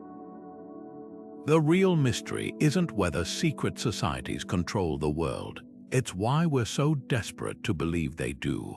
Perhaps it's less frightening to imagine a cabal of villains than to face the unsettling truth that history is shaped by countless visible and invisible forces, some rational, some random, and few as neatly plotted as a thriller novel. The ancient architects of mystery cults knew one thing we've forgotten: sometimes the most powerful secrets aren't the ones that are hidden, but the ones we choose to see. The caravan bells have long fallen silent, but their echoes still whisper secrets across the deserts of time. When we think of the Silk Road, we picture bolts of Chinese silk, sacks of Indian spices, and Roman gold changing hands in bustling bazaars. But beneath this visible commerce flowed something far more elusive, a trade in ideas so potent they had to move in cipher and shadow. Consider the Nestorian Christians who traveled these routes not just as merchants, but as missionaries of a radical faith, carrying Gnostic texts hidden among their wares. Or the Buddhist monks who smuggled meditation techniques from India to China disguised as medical practices. These weren't just exchanges of goods, they were covert operations in spiritual globalization. Take the case of the Sogdians, those master traders of Central Asia who dominated the Silk Road for centuries. Their caravans didn't just transport lapis lazuli and silver, they ferried entire religions. Manuscripts found in the caves of Dunhuang reveal how Sogdian converts translated Zoroastrian hymns into Chinese, blending fire worship with local ancestor veneration. Even more intriguing are the rumors of their white-robed guides, elite escorts who allegedly safeguarded more than merchandise. Some scholars suggest these figures were initiates of the Zurvanite sect, a Zoroastrian offshoot obsessed with time cycles and hidden knowledge. Their real cargo, cosmologies that would later surface in Templar symbolism and Kabbalistic mysticism. Then there's the maritime counterpart, the spice routes of the Indian Ocean, where Arab dhows and Chinese junks exchanged more than pepper and porcelain. In the port cities of Malacca and Calicut, Sufi mystics rubbed shoulders with Hindu tantrics, trading not just goods but initiation rites. The legendary 9 saints of Ethiopia, said to have arrived by ship from Syria, brought not only Christianity but architectural secrets, building rock-hewn churches that mirrored underground temples in Cappadocia. The pattern is unmistakable. Wherever trade flourished, esoteric traditions cross-pollinated under the radar of empires and orthodoxy. But who stood at the nexus of these networks? Follow the money literally. The Knights Templar, often portrayed as warrior monks, were first and foremost bankers. Their system of letters of credit allowed pilgrims to deposit funds in Europe and withdraw them in Jerusalem, effectively creating the first international currency.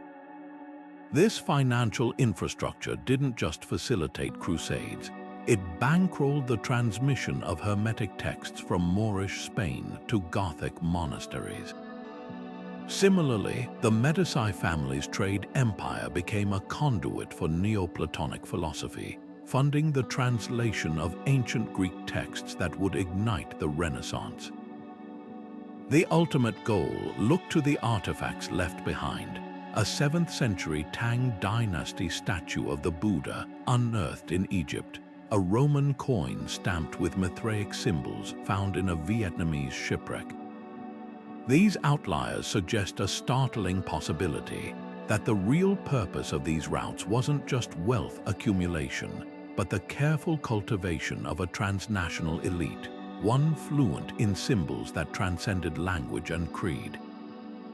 In an age without internet or airplanes, trade networks became the dark web of antiquity, moving not just spices and silk, but the very building blocks of hidden histories. The next time you sip cinnamon tea or admire a Persian rug, remember, you're touching the frayed edges of a tapestry woven in secrecy. What passed as commerce was often camouflage, and the greatest treasures weren't the ones weighed in gold, but the ideas too dangerous to carry in the open. Consider the Great Pyramid of Giza. Its base perimeter divided by twice its height gives you pi to an astonishing degree of accuracy.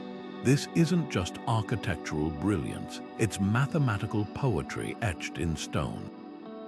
Sacred geometry isn't about decoration. It's a hidden language, a system of ratios and shapes that ancient builders believed held the very blueprint of creation. From the spirals of seashells to the hexagonal honeycombs of bees, nature itself seems to whisper this code. But when humans began replicating these patterns in temples and tombs, something extraordinary happened. They weren't just building structures, they were weaving the fabric of the cosmos into physical form. Take the flower of life, that intricate pattern of overlapping circles found in Egyptian temples, Chinese temples, and even medieval churches. At first glance, it's an artistic motif, but beneath the surface lies a geometric secret. It contains the seed of life, the vesica piscis, even the blueprint for the 5 Platonic solids. These aren't arbitrary shapes, they're the building blocks of reality, according to philosophers like Pythagoras, who claimed geometry was the language the universe spoke before words existed. The same ratios appear in the proportions of the human body, the orbits of planets, even the vibrations of sound waves. Coincidence? Unlikely. The ancients seem to know something we're still rediscovering. Now look at Gothic cathedrals like Chartres. Their soaring arches aren't just engineering marvels, they're sacred equations frozen in stone.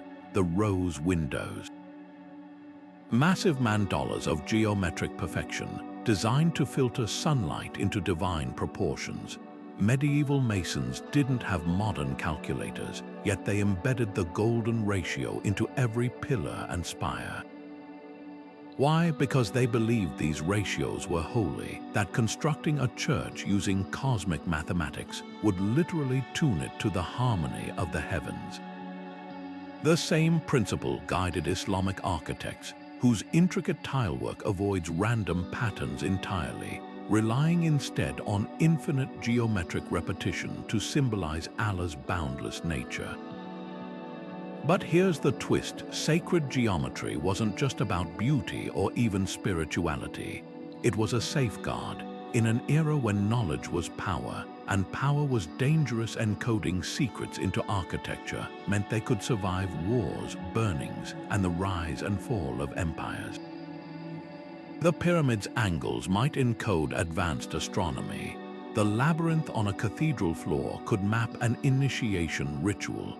Even something as simple as the oculus in the Pantheon, that perfect circular opening to the sky, might be more than a window. It could be a celestial calendar, tracking solstices with pinpoint accuracy.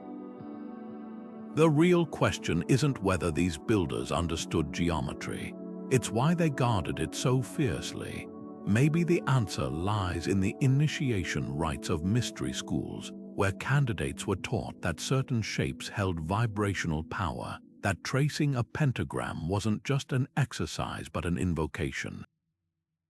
Or consider the legend of Euclid, who, when asked what use geometry had, reportedly told a student to give a coin to a man who sought profit from learning. Then he had the man thrown out. The message: this knowledge wasn't for the profane. It was for those willing to see beyond the surface. Today, we've reduced geometry to classroom exercises and engineering formulas. But walk into the Hagia Sophia and stand beneath its dome, designed so that whispers at one end travel clearly to the other. Or study the acoustic properties of Stonehenge, where certain stones amplify sound at specific frequencies.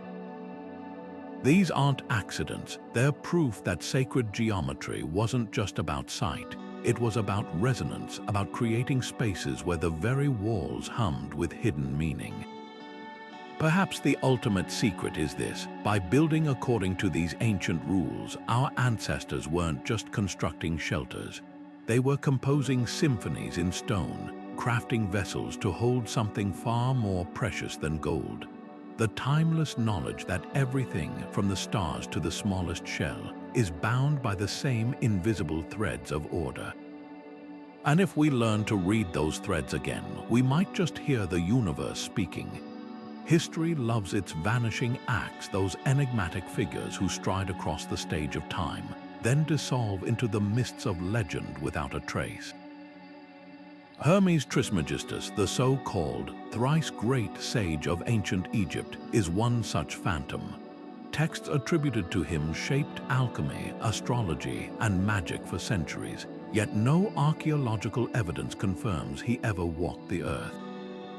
Was he a single man, a title passed down through generations of priests, or perhaps a clever fabrication, a symbolic mouthpiece for hidden knowledge too dangerous to attach to any real name.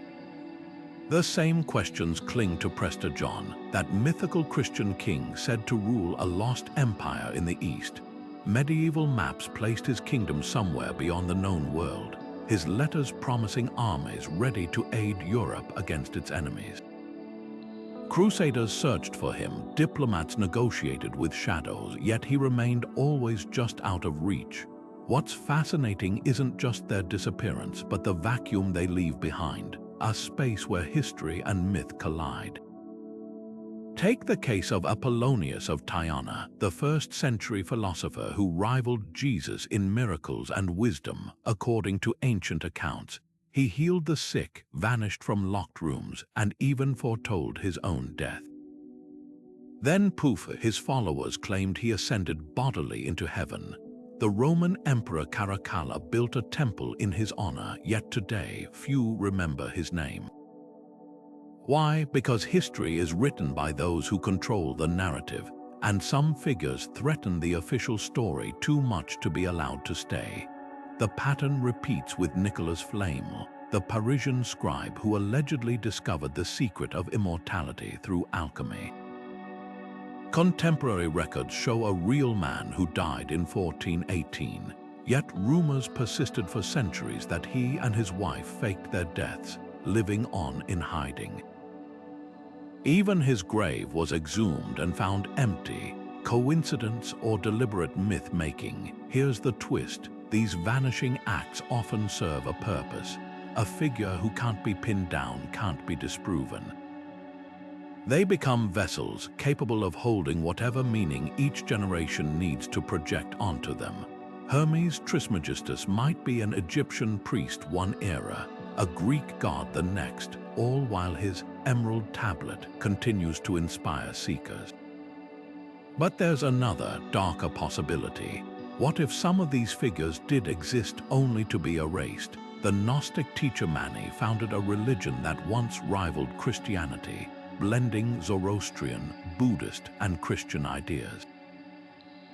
His followers spanned from North Africa to China until the powers that be declared him a heretic.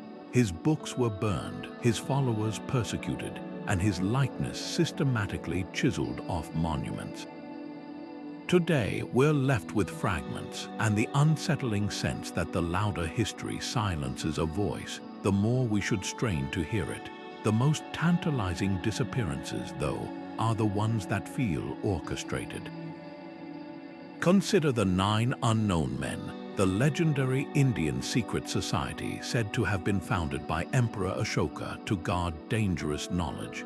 Each member supposedly oversaw a book covering topics from psychology to microbiology, ancient sciences too advanced to risk falling into the wrong hands. No physical evidence proves they existed, yet the idea persists, cropping up in colonial-era writings and modern conspiracy theories alike. Whether myth or reality, their story taps into a universal fear that the most transformative truths aren't lost but hidden. So were these figures real people mythologized over time or fabrications from the start? The answer might lie in between. In an age before photographs or fingerprints, identity was fluid. A person could be a role, a title, even a collective alias for an entire school of thought. The vanishing acts we find so puzzling may not be accidents at all, but features, a way to ensure ideas outlive individuals. After all, you can't burn a book that was never written down or silence a teacher who never spoke in their own voice. The real mystery isn't where these figures went, but why they linger in our imagination, always just out of reach, yet impossible to forget. Hidden in plain sight among the sacred texts and cryptic manuscripts of antiquity lies a devious masterstroke, the deliberate lie. Secret societies didn't just guard their knowledge with silence and symbols, they weaponized deception, weaving layers of falsehoods so convincing that even today, scholars struggle to untangle fact from fiction. Take the legendary Emerald Tablet of Hermes Trismegistus. Its famed green surface likely never existed, yet its words shaped centuries of alchemy. Or consider the Priory of Sion, a 20th century hoax so elaborately constructed that it rewrote public perception of medieval history overnight. These weren't careless mistakes, they were traps for the uninitiated, designed to lead the unworthy down endless rabbit holes while the true secrets remained undisturbed. The ancient world perfected misdirection through allegory. Plato's tale of Atlantis, often dismissed as mere myth, may have been a philosophical parable warning against imperial overreach, yet generations wasted fortunes searching for sunken cities. The Gnostics wrote gospels filled with coded challenges, like the Hymn of the Pearl, where a jewel hidden in a serpent's lair wasn't a treasure to recover, but a metaphor for enlightenment. Even the Bible's book of Revelation, with its 7-headed beasts and numbered seals, functioned as political satire disguised as prophecy, its true targets recognizable only to first-century insiders. The brilliance of these systems, they filtered understanding by design. Those who took stories literally were kept busy deciphering surface details, while those who grasped the deeper meanings saw through the charade. Red herrings took physical form too. Medieval alchemists peppered texts with absurd ingredients: dragon's blood, philosophers' mercury, knowing novices would waste years chasing impossibilities. Meanwhile, the real formulae hid in plain sight. The green lion devouring the sun wasn't a fantastical creature, but a chemical reaction involving antimony. Templar maps leading to treasure often pointed to decoy sites, while the real artifacts lay buried under unmarked chapels. This wasn't just secrecy, it was psychological warfare against the unworthy, a test of patience and discernment. Modern archaeology reveals how deep the deception ran. When researchers analyzed the Curse of Tutankhamun, they found no evidence of inscribed tomb warnings. The story was likely fabricated by excavators to sensationalize their discovery. The Voynich manuscript, with its tantalizing unreadable text, may have been an elaborate Renaissance-era forgery designed to dupe collectors. Even Shakespeare's alleged connections to secret societies crumble under scrutiny. The ciphers, proving his Baconian authorship, often rely on selective interpretation and creative numerology. The ultimate irony, these false trails tell us more about ancient guardians than any truth ever could. A society that invests centuries crafting perfect lies values its secrets beyond gold. The real lesson isn't in solving their puzzles, but in recognizing why they made them unsolvable, to preserve wisdom from those who would misuse it, and to ensure only those who truly listened could hear the whispers beneath the noise. In an age drowning in information, their greatest trick was making sure some mysteries stayed mysteries. Walk into any Ivy League university library, and you might notice something peculiar: the same symbols carved into medieval cathedrals, now etched into the stone arches above you. These aren't just architectural echoes, they're whispers of a legacy that stretches back to the very foundations of modern institutions, the ceremonial maces carried at Oxford graduations. Direct descendants of the staffs wielded by Egyptian high priests, the hierarchical structures of modern governments mirror images of the inner circles of ancient mystery schools. The past didn't just fade away, it dressed itself in new robes and walked boldly into the present. Take the Freemasons, arguably the most visible inheritors of this tradition. Their influence isn't confined to lodge meetings or secret handshakes. The very blueprint of Washington, D.C., drips with Masonic symbolism, from the all-seeing eye on the dollar bill to the precise alignments of streets forming sacred geometric patterns. But here's what rarely gets discussed. These symbols aren't necessarily about control. They're about continuity. The compass and square weren't just tools for stonemasons. They represented the balance between heaven and earth, a philosophy encoded into institutions that shaped nations. When Thomas Jefferson, a known Mason, designed the University of Virginia, he didn't just arrange buildings. He created a physical manifestation of the Enlightenment's ideals, with the library as the modern equivalent of a temple's inner sanctum. Then there's the less obvious threads, the rituals of modern fraternities and sororities, with their blindfolded initiations and solemn oaths, bear uncanny resemblance to the Eleusinian mysteries. The hushed debates in faculty lounges about academic freedom trace straight back to the Pythagorean Brotherhood's insistence on guarding knowledge from the unworthy. Even corporate boardrooms unconsciously echo the Roman collegia, those guilds of merchants and artisans who mixed business with sacred rites. The patterns persist because they work, not as sinister cabals, but as social technology.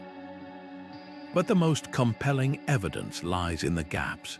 Why do Supreme Court justices wear black robes reminiscent of medieval scholars? Why does the British Parliament still convene in a chamber divided into adversarial benches, a layout borrowed from ancient Greek forums? These aren't arbitrary choices.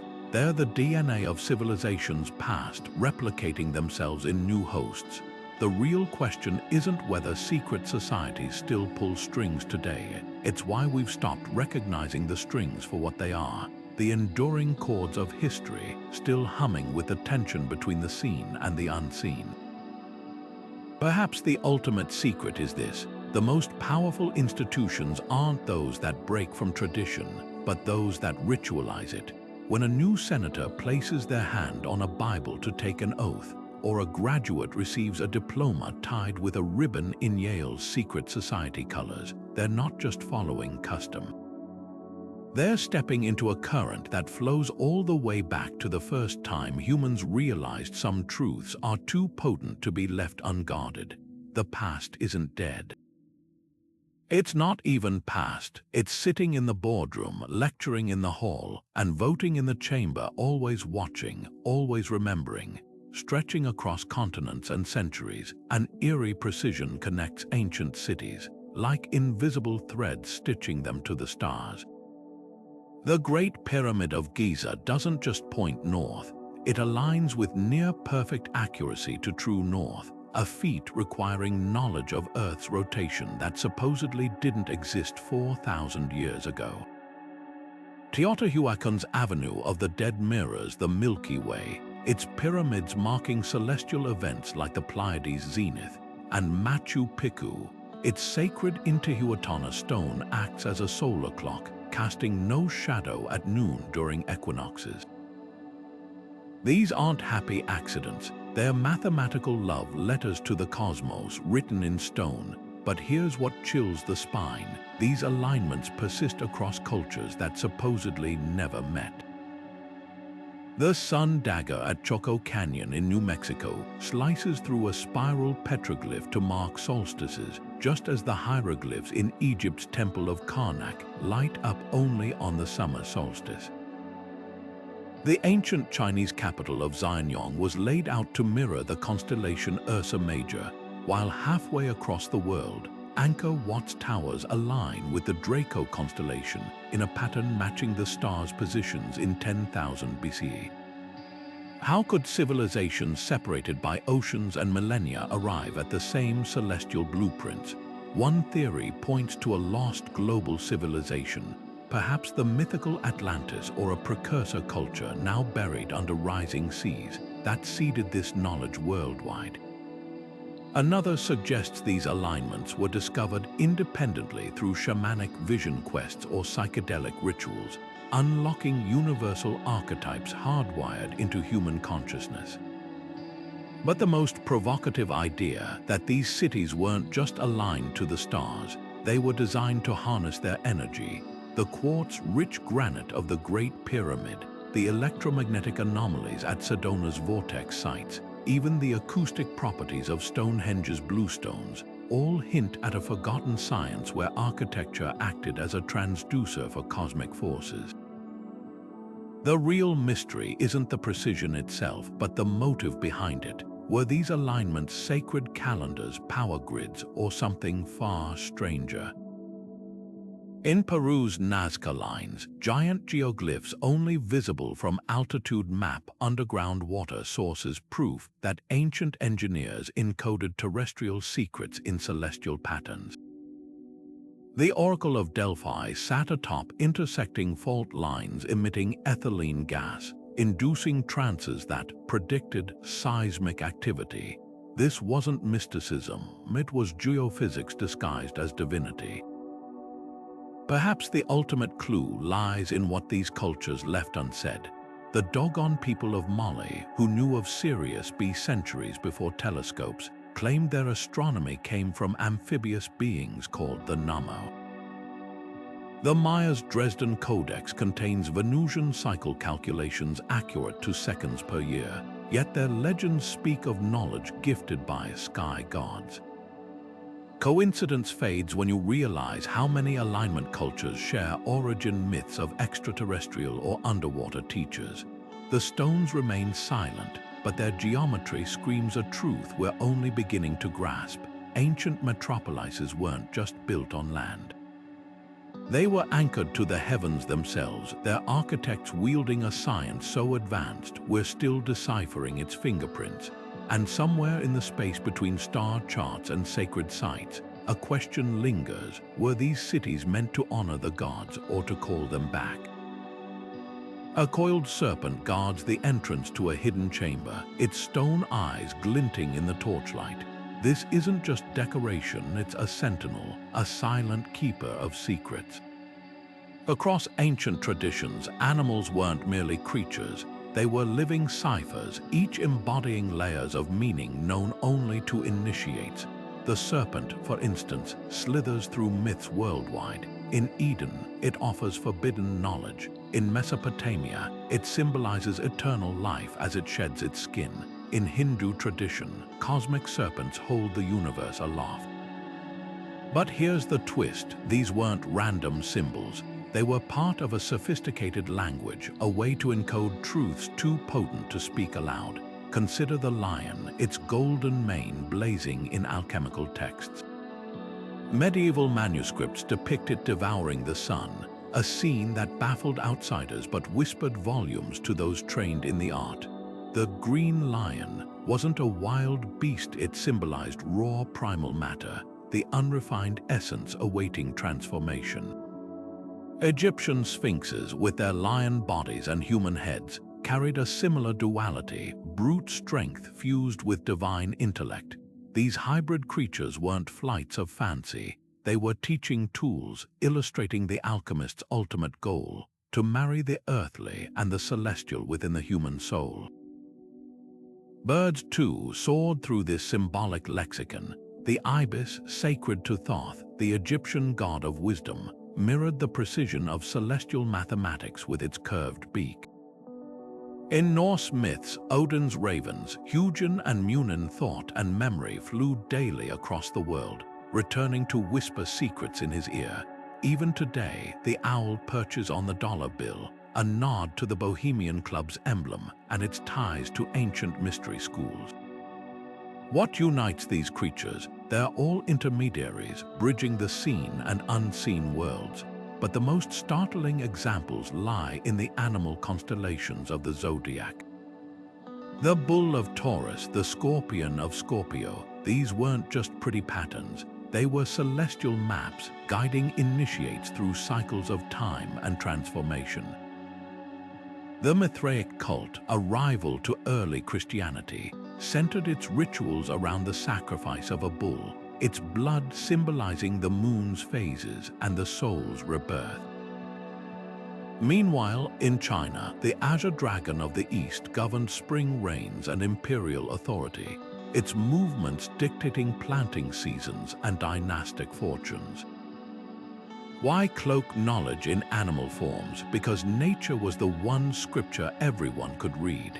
A farmer knew the fox's cunning, the ant's diligence, lessons that required no literacy, only observation.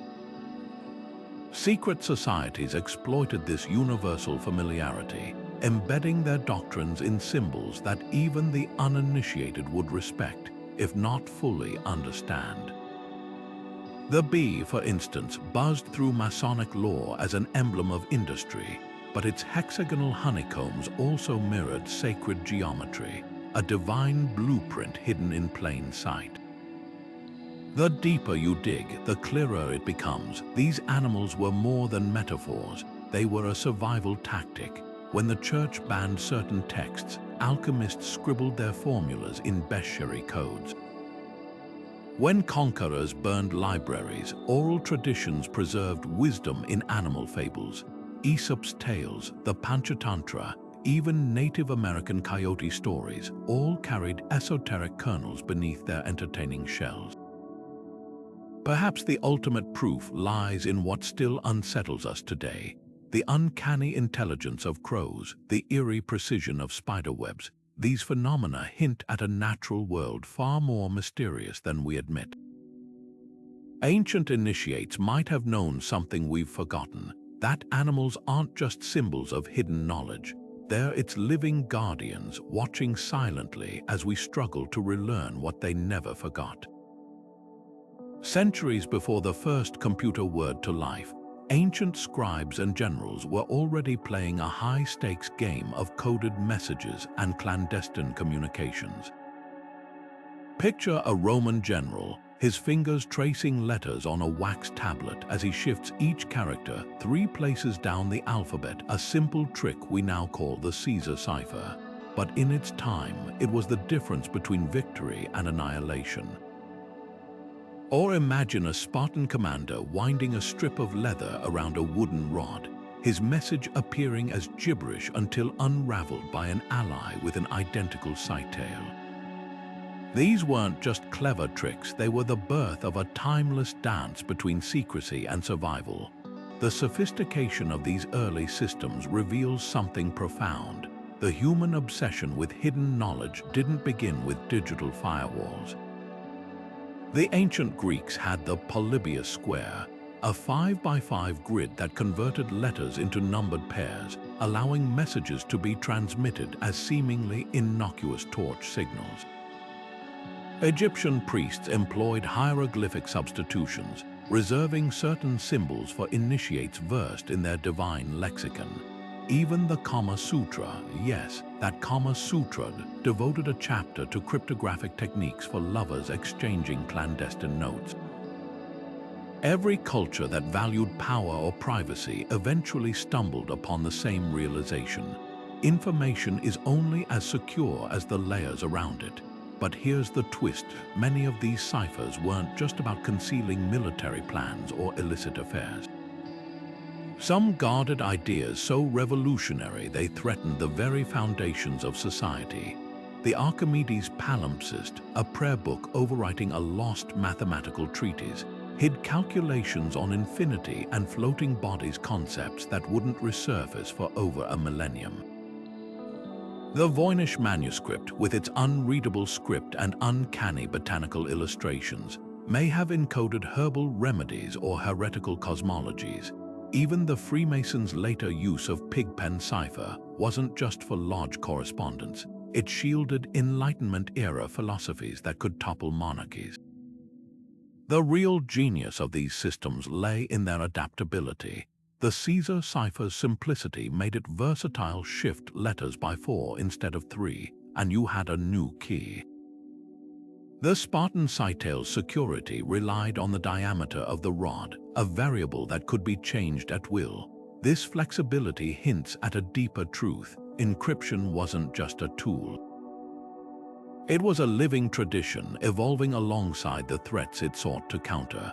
When Mary, Queen of Scots, used a substitution cipher to plot against Elizabeth I, her codebreaker's discovery didn't just expose treason, it showcased how far the cat-and-mouse game had advanced. Yet for all their ingenuity, ancient cryptographers faced a paradox. The very act of encoding a message signaled its importance, painting a target on its carriers. This forced innovators to develop steganography, hiding messages in plain sight. Herodotus wrote of slaves with shaved heads, their scalps tattooed with intelligence that disappeared under regrown hair.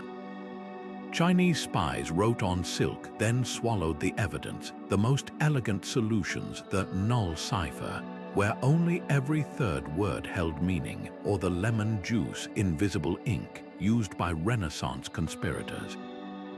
Secrecy wasn't just about scrambling content, it was about making the message invisible altogether. What's haunting is how little has changed. Modern encryption may rely on quantum algorithms instead of leather strips, but the core impulse remains identical: to protect what matters from prying eyes. The Rosetta Stone, which cracked Egyptian hieroglyphs, finds its echo in today's decryption supercomputers. The tension between privacy and surveillance that plagued ancient Rome now plays out in digital battles over end-to-end messaging. Perhaps that's the ultimate lesson across every epoch. Encryption isn't just about hiding secrets, it's about preserving the right to have them at all. There's something intoxicating about a whisper in a world of shouts, the thrill of being let in on a truth others can't access. This primal pull toward secrecy isn't just a quirk of history, it's wired into our psychology. From childhood games of hidden forts to the hushed corridors of modern boardrooms, the allure of exclusivity taps into something deeper than curiosity. It satisfies a fundamental human need, the desire to belong to something greater while simultaneously feeling chosen. Ancient secret societies didn't just exploit this craving, they perfected it. Think of the initiation rites in Egypt's mystery schools, where candidates endured trials of darkness, isolation, and symbolic death before emerging, reborn, into the fold. These weren't just theatrical performances, they were psychological masterstrokes, leveraging what neuroscientists now call the effort justification principle. The harder we work to attain something, the more we value it. By making initiates suffer for their knowledge, these societies ensured their loyalty. The pain of the ritual became the glue of the tribe.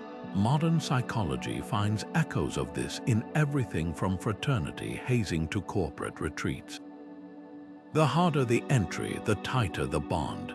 But secrecy does more than foster loyalty. It amplifies the perceived value of knowledge. Studies show that information labeled confidential is automatically judged as more important, even when its content is mundane. Ancient priests understood this instinctively. By restricting access to astronomical calculations or healing techniques, they transformed practical knowledge into sacred power. The Eleusinian mysteries didn't just guard their rights to be cruel. They knew that mystery itself was the magnet. When only the initiated can decode the symbols on a temple wall or the meaning of a handshake, those symbols carry weight far beyond their literal meaning. Yet the darkest truth about secrecy's power lies in its ability to reshape identity. Anthropologists note that ritual secrecy often creates a parallel self, a version of the initiate that exists only within the group. This duality explains how normally rational people can adopt radical beliefs in closed circles. The medieval Templars, for instance, were pious monks in public but allegedly practiced heretical rites in private. Whether those rumors were true misses the point. The very act of compartmentalization, of having a self that exists only in shadow, can make the ordinary feel extraordinary. Modern cults and even online communities use this same mechanism, offering members a chance to shed their mundane identities for something grander. The irony.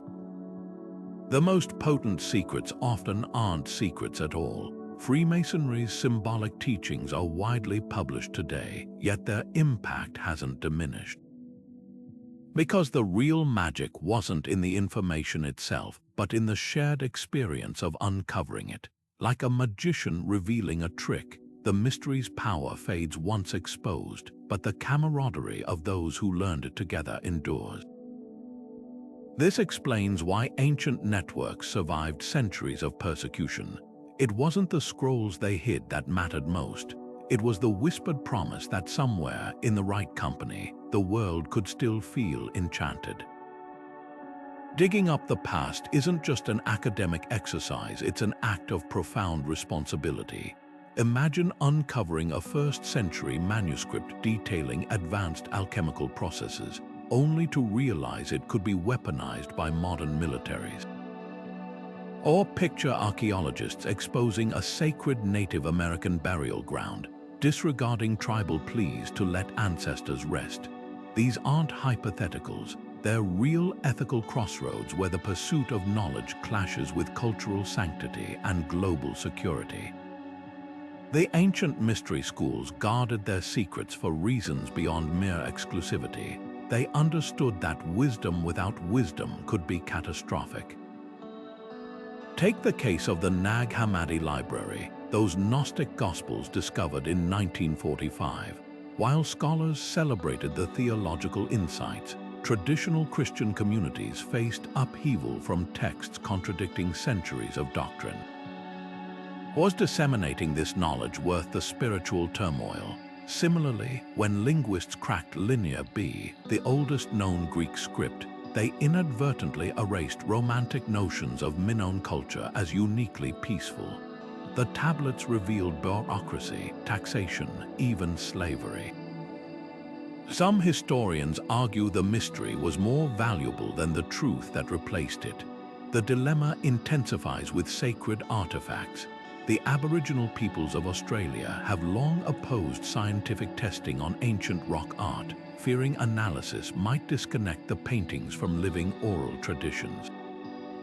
Meanwhile, Tibetan monks guard tantric manuscripts they believe could harm the untrained, not out of superstition, but from observing how misapplied meditation techniques can trigger psychological crises in Western practitioners. These conflicts expose a painful paradox. Enlightenment can sometimes bring darkness when divorced from its original context. Modern technology magnifies these concerns.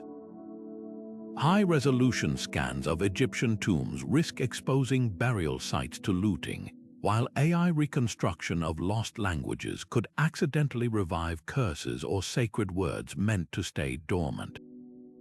Even well-intentioned research carries unintended consequences. The decipherment of Mayan glyphs in the 20th century led some New Age groups to distort their calendar into apocalyptic predictions, causing real-world panic.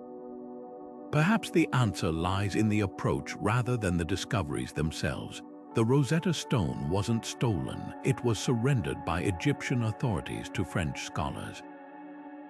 The Dead Sea Scrolls are now digitized with input from Jewish scholars to prevent misinterpretation.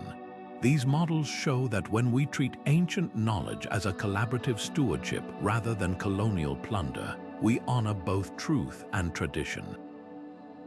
The real secret may not be what's hidden in the past, but whether we've developed the maturity to handle it in the present. The ruins of ancient cities whisper to us across time, not just in the crumbling stones we can touch, but in the invisible threads that connect them. Every tunnel dug beneath a temple, every constellation mirrored in a pyramid's alignment, every cryptic symbol carved into a forgotten wall, these are more than curiosities. They're fragments of a vast, interconnected puzzle, one that challenges everything we think we know about the past. Consider this: the same mathematical ratios found in the Great Pyramid appear in medieval cathedrals. The same serpent motifs wind through Mesopotamian ziggurats and Aztec temples. These aren't accidents, they're evidence of a shared language, a hidden dialogue between civilizations separated by oceans and centuries. But here's what's truly humbling. For every answer we uncover, a dozen new questions emerge. The Antikythera Mechanism proves ancient Greeks possessed technology rivaling clocks invented 2,000 years later, yet we've found no blueprints, no records of how it was built. The underground cities of Cappadocia could shelter tens of thousands, but who designed their ventilation systems with such precision? And why do so many cultures, from the Egyptians to the Maya, insist their greatest knowledge came from beings not entirely human? The more we dig, the clearer it becomes. History, as we've been taught, it is merely the surface layer of a story far richer and stranger. This isn't just about solving mysteries. It's about what those mysteries reveal about us. The human drive to encode secrets in symbols, to build monuments that outlast empires, to pass down wisdom through initiation rather than ink. These impulses still pulse through our modern world. Silicon Valley's obsession with encryption mirrors the alchemist ciphers, the rituals of elite institutions, from universities to corporations, echo the staged ordeals of Eleusis. We haven't outgrown the past, we've repackaged it, and that's the real gift of these ancient enigmas. They force us to question not just what we know, but how we know it.